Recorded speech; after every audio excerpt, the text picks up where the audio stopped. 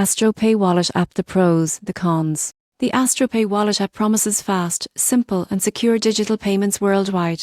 But is it really as smooth as it sounds? Let's uncover the pros and cons so you can decide if it's right for you. Let's start with the pros. One of AstroPay's biggest strengths is its global reach. It supports users in over 150 countries, letting you pay online or send money using your local currency, no need for a bank account. This makes it ideal for people in regions where traditional financial systems are limited. Another key advantage is instant transactions. You can deposit or withdraw funds quickly using your preferred local methods, from debit cards to e-wallets. Plus, AstroPay's prepaid card option lets you make payments securely without exposing your bank or credit details. That's a huge win for privacy. The app also shines in usability. It's lightweight, fast, and available in multiple languages. With its simple interface, even first-time users can send money or shop online in minutes. Now, let's talk about the cons. The biggest drawback is that AstroPay doesn't support crypto directly.